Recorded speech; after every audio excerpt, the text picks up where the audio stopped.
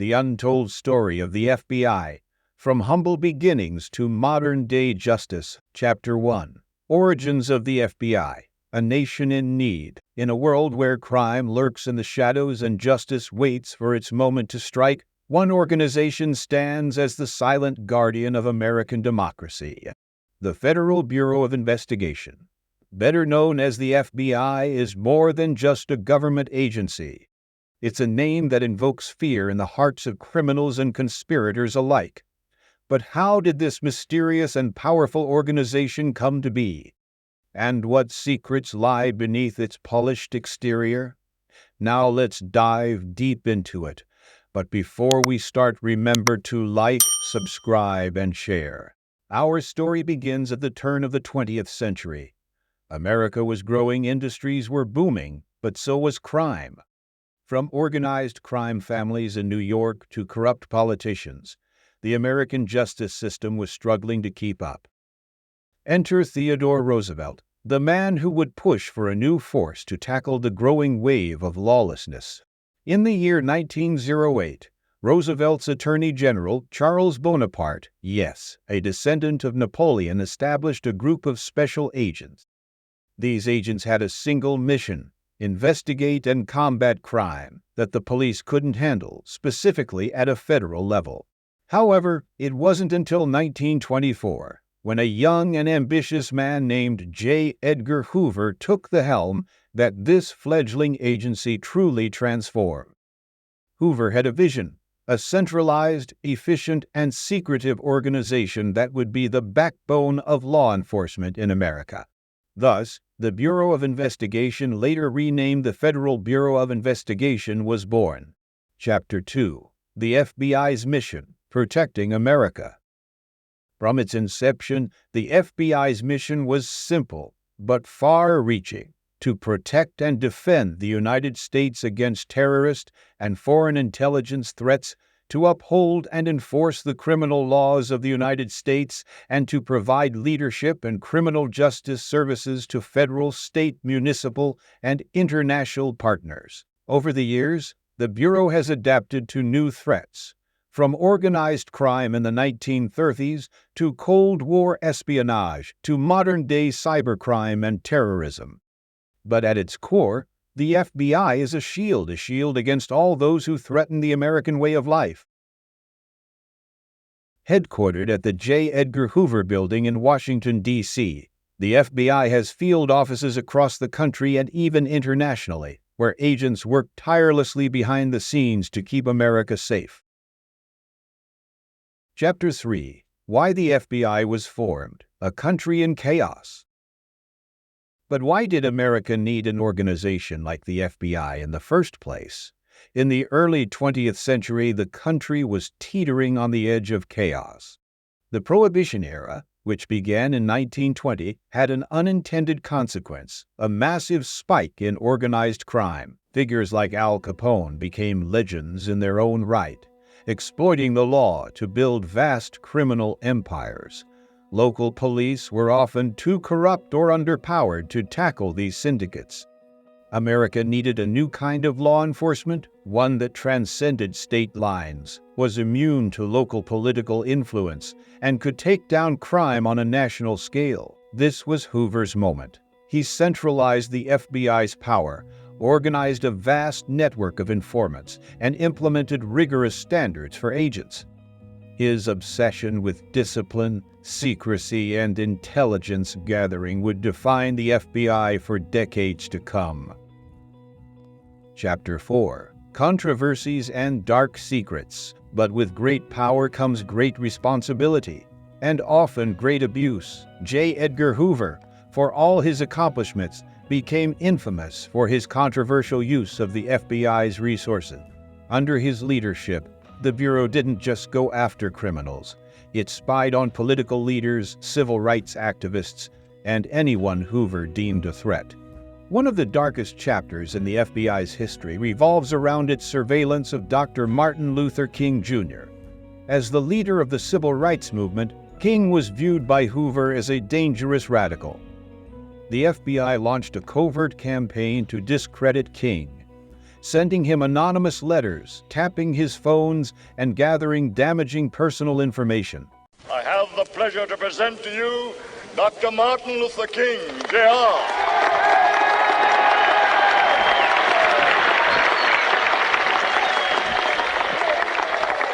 I am happy to join with you today in what will go down in history as the greatest demonstration for freedom in the history of our nation.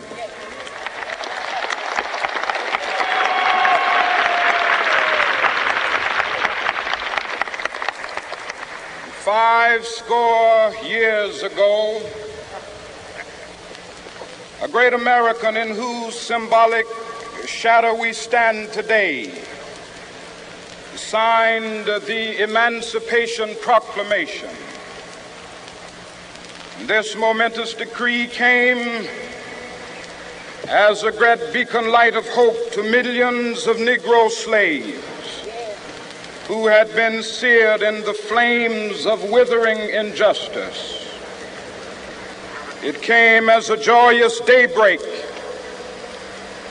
to end the long night of their captivity. But 100 years later, the Negro still is not free. 100 years later, the life of the Negro is still sadly crippled by the manacles of segregation and the chains of discrimination. 100 years later, the Negro lives on a lonely island of poverty. I have a dream that one day this nation will rise up and live out the true meaning of its creed. We hold these truths to be self-evident, that all men are created equal.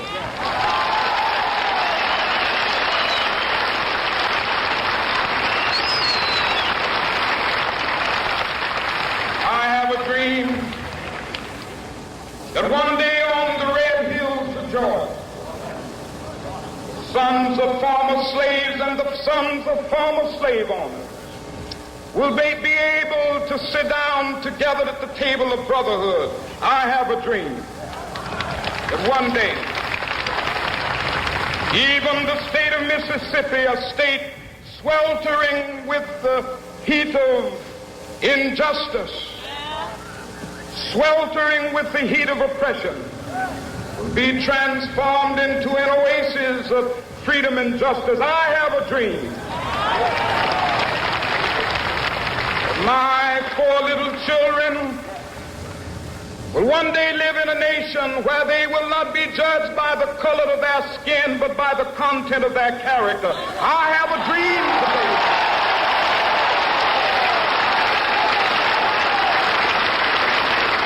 I have a dream that one day, down in Alabama with its vicious racists, with its governor having his lips dripping with the words of interposition and nullification.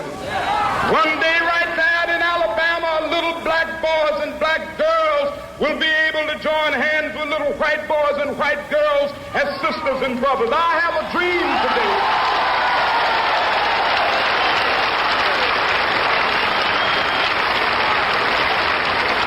I have a dream that one day every valley shall be exalted, and every hill and mountain shall be made low. The rough places will be made plain, and the crooked places will be made straight, and the glory of the Lord shall be revealed, and all flesh shall see it together. This is our hope.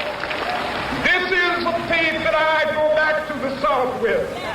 With this faith, we will be able to hew out of the mountain of despair a stone of hope.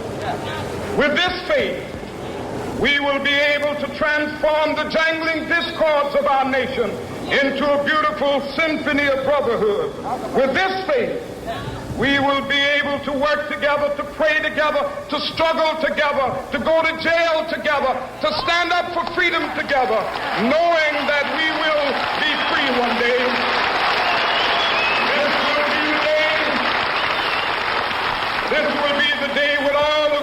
children will be able to sing with new meaning, my country, tears of thee. Sweet land of liberty, of thee I sing. Land where my fathers died, land of the pilgrim's pride. From every mountainside, let freedom ring. And if America is to be a great nation, this must become true. And so let freedom ring. From the prodigious hilltops of New Hampshire, let freedom ring. From the mighty mountains of New York, let freedom ring. From the heightening Alleghenies of Pennsylvania, let freedom ring. From the snow-capped Rockies of Colorado, let freedom ring. From the curvaceous slopes of California. But not only that, let freedom ring from Stone Mountain of Georgia. Let freedom ring from Lookout Mountain of Tennessee. Let freedom ring from every hill and molehill of Mississippi, from every mountainside. Let freedom ring, and when it happens,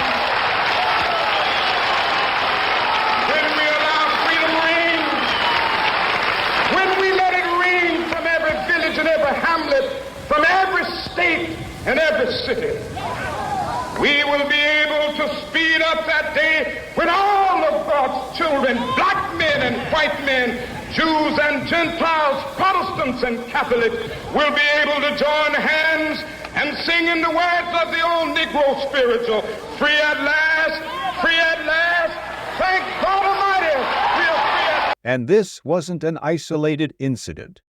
The FBI's role in the McCarthy-era Red Scare, where thousands of Americans were wrongfully accused of being communist sympathizers, is another stain on its legacy. These controversial actions raise a powerful question. How far is too far when protecting national security? Chapter 5. A heroic moment, the capture of the Unabomber. Despite its controversies, the FBI has had shining moments of heroism. One such moment came in the 1990s with the capture of one of America's most elusive domestic terrorists, Ted Kaczynski, also known as the Unabomber. For nearly 18 years, Kaczynski terrorized the nation with homemade bombs, killing 3 people and injuring many others. His targets ranged from universities to airlines, and he remained a ghost slipping through the cracks of traditional law enforcement. The FBI's breakthrough came not from high-tech gadgets or undercover operations, but from words. In 1995, Kaczynski sent a manifesto to various newspapers. The FBI allowed it to be published in the hopes that someone would recognize the writing style. That gamble paid off when Kaczynski's brother, David, identified the writing as Ted's. In 1996, the FBI finally arrested him in his remote Montana cabin, ending one of the longest manhunts in American history. Well, it was a week in 1996 that Montana was thrust into the national spotlight for being the hideout location for the infamous mail bomb terrorist that became known as the Unabomber. MTN reporters from around the state were working closely with the National Press Corps as we tried to keep up with the fast-breaking story. It was a story that brought the nation's attention to this small, unassuming cabin in a remote area of Montana. The Treasure State didn't ask for it, but suddenly all eyes were on Lincoln, Montana. After a 17-year search for the elusive terrorist that became known as the Unabomber, short for University and Airline Bomber, FBI agents finally closed in on their reclusive prey, Ted Kaczynski. The press coverage of Kaczynski's capture was amplified by the fact that the national media was already in the state.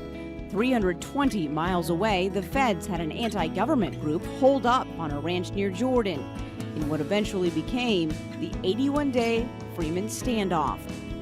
But as soon as news broke that the FBI had closed in on the man they thought responsible for years of mail bomb attacks meant to further his anti-technology ideology, they pulled stake in Jordan and flocked to Lincoln. Those that knew him were caught off guard that this quiet, mild-mannered man was responsible for killing 3 people and injuring 24 more. There's other people I would have thought were, you know, if they're going to pick somebody in Lincoln, Montana, I'd have thought not him. He's just too quiet and unassuming. The events in Lincoln stunned people across the state and the nation, but University of Great Falls professor Ron Haverland says it makes perfect sense. It all fits in place, of course. You know, he's anti-technological, he's anti-domination. He links the two together, the inhumaneness of technology. And where else would he go but to Lincoln, which is at the southern end of the continent's largest wilderness area, you know? Kaczynski pleaded guilty to his crimes nearly 2 years later in Sacramento. The entire cabin that served as home base for his deadly schemes, in fact, was packed up and shipped to California to serve as evidence in the trial. In Billings, Janelle Slade, MTN News. I remember it like it was yesterday. Ted Kaczynski currently serving a life sentence. His cabin that once stood in Lincoln, well, the whole thing is on display at the Newseum, which is a museum dedicated to the news, and that's in the nation's capital. Today, the FBI is a much different organization than it was in Hoover's era. While the Bureau still tackles traditional crime, it now faces more complex challenges like cyber attacks, international terrorism, and threats from rogue nations. American Airlines emergency line, please state your emergency. The cockpit's not answering. Somebody's stabbed in business class. And I think there's mates that we can't breathe. I don't know. I think we're getting hijacked.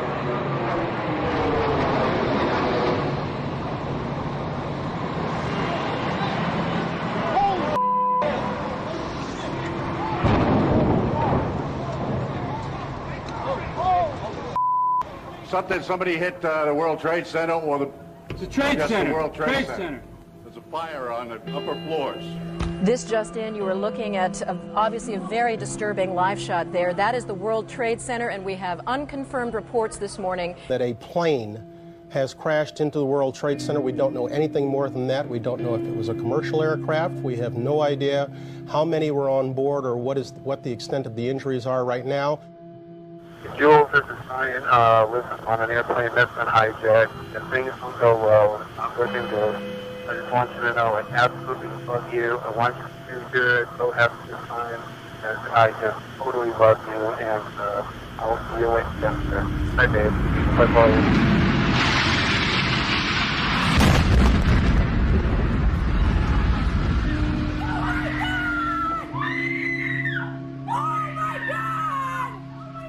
Oh my God. Oh my God. That looks like a second plane. Oh, there's another one. Another plane just hit. Right. Oh my God. Another plane has just hit. It hit another building. Flew right into the middle of it. Oh my goodness, there's another one. It seems to be on purpose. Oh my goodness, now it's obvious, I think. I leaned over and whispered into his right ear. A second plane hit the second tower. America is under attack. Today we've had a national tragedy. 2 airplanes have crashed into the World Trade Center in an apparent terrorist attack on our country. Oh my goodness. Oh my goodness. We're looking at a live picture from Washington, and there is smoke pouring out of the Pentagon. It would appear that there has been another major explosion, this one in the nation's capital. There is smoke in the air over the Pentagon. This is as close as we can get to the base of the World Trade Center. You can see the firemen assembled here, the police officers, FBI agents, and you can see the 2 towers. A huge explosion now, raining debris on all of us. We better get out of the way!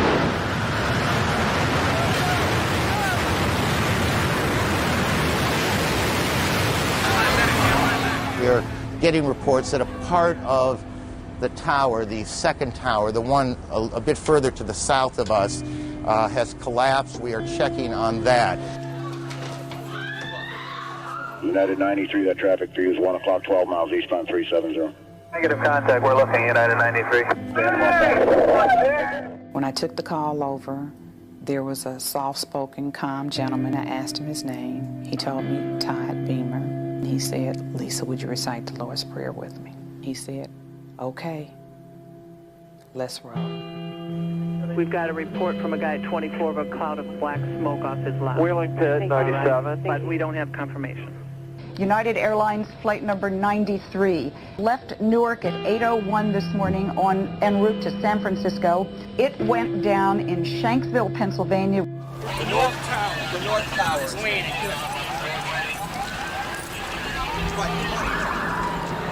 Oh my God, there it goes!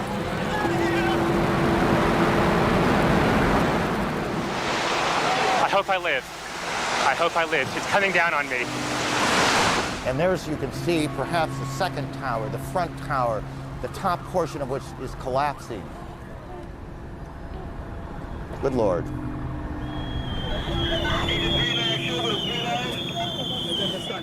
Both trade towers, where thousands of people work, on this day, Tuesday, have now been attacked and destroyed. There is simply no way to accurately describe the emotion this evokes.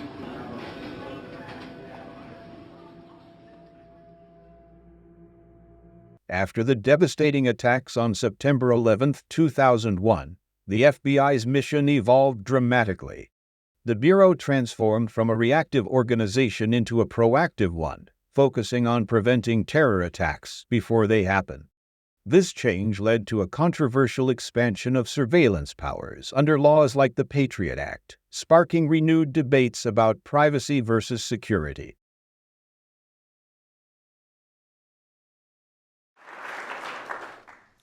Good morning and welcome to the White House. Today we take an essential step in defeating terrorism while protecting the constitutional rights of all Americans. With my signature, this law will give intelligence and law enforcement officials important new tools to fight a present danger. Chapter 7. The Future of the FBI, A Changing Landscape. As technology continues to evolve, so does the nature of crime. The FBI is investing heavily in cyber capabilities, using artificial intelligence, data analytics, and quantum computing to stay ahead of emerging threats. The FBI's global footprint is also expanding. From partnerships with Interpol to joint operations with other nations, the Bureau's influence now stretches beyond America's borders. But with this increased power comes a heightened need for transparency and accountability. As we look to the future, one thing is certain: the FBI will remain a key player in safeguarding democracy. But the question remains: can it balance the fine line between security and liberty? Only time will tell. Conclusion: the legacy of the FBI. The FBI's journey is a reflection of America's own evolution, a constant struggle between freedom and order, justice and power. From its humble beginnings in 1908 to its modern-day role as a guardian of the nation, the FBI's story is one of triumphs, tragedies, and the relentless pursuit of justice. As we close this chapter on the FBI, we are left with a final thought. In a world full of uncertainty, sometimes the only thing standing between chaos and order is a badge and a promise. Be sure to subscribe and like for more content like this.